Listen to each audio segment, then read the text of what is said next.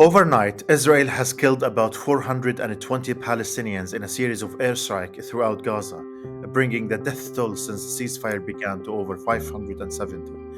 And for the 16th day in a row, Israel has sealed the prison door of Gaza closed, denying the entrance of any food, water, aid, electricity, fuel, or any medical supplies. And the UN Children's Agency UNICEF yesterday were sounding the alarm on the well-being of children in Gaza. UNICEF regional director speaking from Deir al-Balah, central Gaza, has said that 1 million Palestinian children in Gaza are struggling to survive without basic necessities.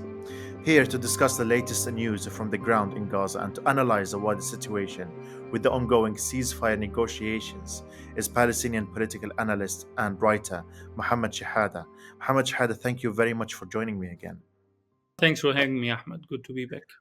So, Muhammad, yesterday we were recording this video, and just 4 hours before we after we recorded that video and we in which we were talking about the ceasefire negotiations and who's breaking the ceasefire deal, and we blamed Israel for not upholding the responsibility according to the ceasefire deal. Just 4 hours after that, Israel, over 100 Israeli airplanes came out of nowhere and started bombing Gaza, killing over 420 Palestinians. So, tell me, what is happening in Gaza? What happened over the past night? Well, basically, what happened is that Netanyahu decided to collapse, to destroy the ceasefire completely, to shatter any ceasefire negotiations that were ongoing in Doha or in Cairo, and to resume the genocide, plain and simple. Uh, there's a number of reasons for it.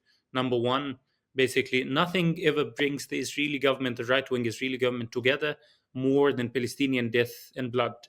It's like a well-established dynamic that we've had in previous wars. Every time there were Israeli elections right around the corner, the Israeli government would launch a war or a military operation or high-tech killing spree in Gaza to boost its chances electorally. We've been there a million times. Number two, you had a Haaretz journalist, Ori Misgav, who said yesterday that basically Netanyahu was feeling the walls closing in on him. He had a corruption trial testimony scheduled for today. There was a mass demonstration scheduled in Jerusalem also today. The government was in crisis because of Netanyahu's attempts to fire the chief of the Shin Bet as well as the chief of the Attorney General of Israel. There was also a crisis in the government about passing a budget for 2025. And there was a deadline coming up this week. If they have failed to pass the budget, the government would be dissolved and there would be early elections. Netanyahu was desperate to get Itamar Ben-Gvir back into government to pass that budget law without any sort of obstruction or pressure from other coalition partners, particularly the ultra-Orthodox that are asking for exemption from the military service. Then there was the last dimension is basically Netanyahu was concerned Israel were in a state of panic because of earlier rumors that Trump gave an initial approval to the Arab plan, to the Egyptian plan for reconstructing Gaza without a mass transfer, with maintaining the population there. So the only way out of all these crises was more Palestinian blood. So the Israeli government decided in an instant to go in and slaughter over 420 people overnight while they were fasting, while they were preparing for fasting this morning. Just a carnage throughout Gaza. The most staggering part of it is how little attention it's getting. Virtually no condemnations. So Israel is in a trouble internally. So they would come and bomb Gaza and kill over 420 Palestinians, over 570 Palestinians since the ceasefire deal announced. And we got used to that from the Israeli side. These people are criminals. They don't care about the Palestinian blood. They don't care about the Palestinian lives. But now, when we are reading the mainstream media, and the mainstream media almost says that the Palestinians are responsible for the failure of the ceasefire deal. Muhammad, what is the truth in that? Is it the Palestinians to blame or the Israelis? It's absolutely schizophrenic. Like if you open any Israeli newspaper today, you will immediately get the sense that Netanyahu is the one destroying the ceasefire and has been destroying it from the very beginning. Hostage families came out this morning and said that Netanyahu is, quote, sacrificing the hostages or even actively eliminating the hostages, that he passed a death sentence on them for the sake of preserving his political future and his government coalition. So that's what you have on the Israeli side.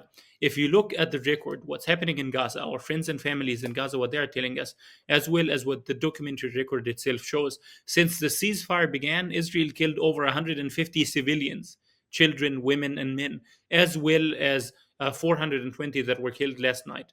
You had Israel violating the ceasefire agreement over 960 times. You had Israel never allowing any bulldozers, excavators, trucks going into Gaza whatsoever.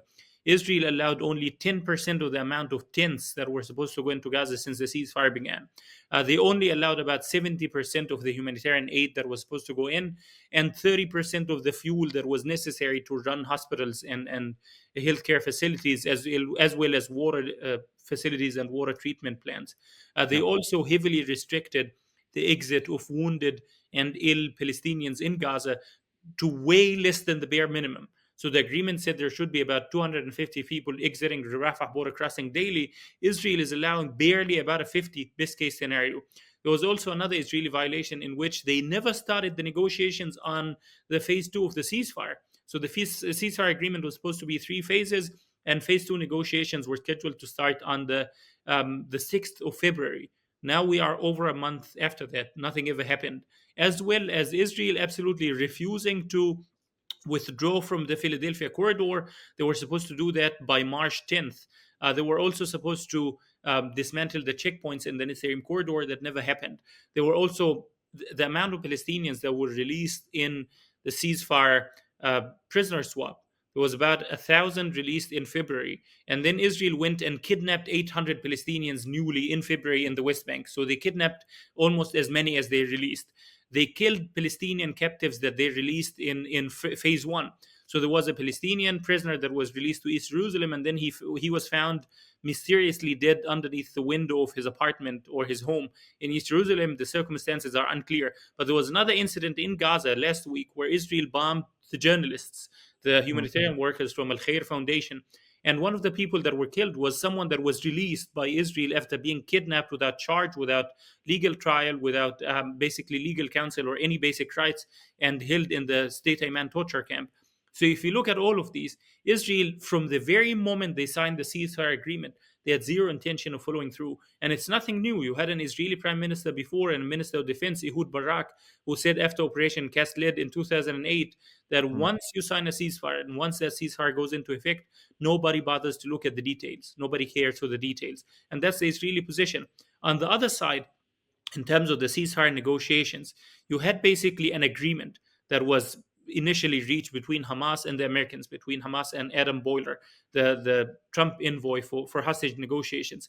And that agreement stipulated the release of one living Israeli American captive, Aidan Alexander, four Israeli American bodies that are held in Gaza in return for 250 Palestinian captives and hostages.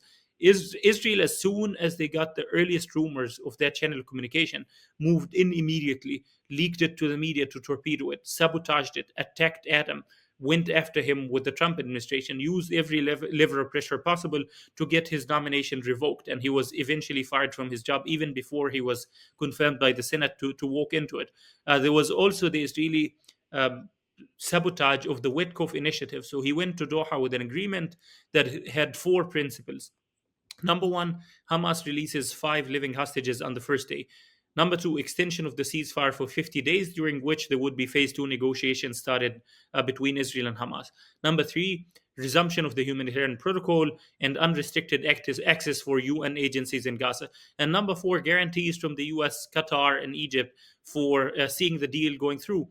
The Mm. Hamas response was basically, we will go with the Adam Boiler outline: one living hostage, four dead hostages, and we would go with the resumption of the humanitarian protocol, as well as Israel fulfilling phase one: withdrawal from Philadelphia, withdrawal from Netzarim, and allowing caravans, trucks, bulldozers to go into Gaza. And number three, they wanted guarantees that phase two negotiations would begin immediately, so that Israel doesn't try the same trick again, where they said, okay, we're going to do phase two negotiations in the very last day of phase one, and then the last day comes and nothing happens. So they say, oops, we missed the chance for that. Therefore, we will cut food, water, electricity, and everything until you release more hostages so that we can negotiate phase two sometime in the future, inshallah. So the Israeli response to the Witkoff initiative was absolutely bananas. They wanted about half of the captives that remain with Hamas in Gaza. They wanted 11 captives living and 16 dead bodies on the first day in Mm. return for 120 Palestinian detainees. 120. So in phase one, the key of exchange was basically one Israeli living captive or hostage in return for 50 Palestinian detainees. Now they wanted it 1 to 10. They wanted also to release 160 Palestinian bodies for the 16 Israeli bodies. And they wanted to restrict even the distribution of humanitarian aid in Gaza and limit the extension of the ceasefire to 40 days instead of 50. And they wanted no guarantees on phase two. They did not say anything about committing to phase two starting, and nothing about the caravans, bulldozers, trucks, or withdrawal from Philadelphia and Netzarim. So basically, it was torpedoing the talks again. So where does that leave us on the ceasefire negotiations? Are they stopped now? Will they continue? What's next?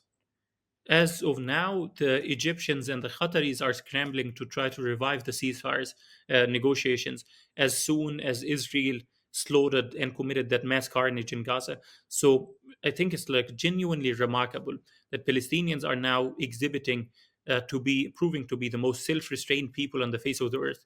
Israel killed over 570 people since the ceasefire began in a quote ceasefire, and not a single bullet was fired from Gaza. If the inverse happened, if a single Israeli was scratched, a soldier or a civilian, since the ceasefire began, all hell would have broken loose on Gaza.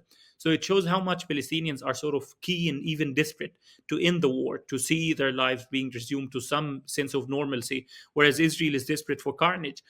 Uh, I hope the Egyptians will manage to get the negotiations back on track today. They're supposed to have summoned the Hamas delegation as well as the Israelis to try to revive the talks. There might be a little bit of chance, but on the other side, what you're getting is that the Trump administration is giving Israel an immediate carte blanche to do whatever they want in Gaza, including using the 2,000-pound bombs that were restricted and limited in supply to Mm. Israel in May last year. Now they've been used last night. There are reports from the ground from family members, and loved ones and friends that are telling us that the bombardment last night was of unprecedented magnitude, something that they haven't seen in almost a year. Muhammad Shehada, thank you very much for joining me today. Thanks so much for having me. If you enjoyed this analysis, please like, share, and subscribe, and consider supporting us by donating as little as £1 per month by heading to palestinedeepdive.com/support.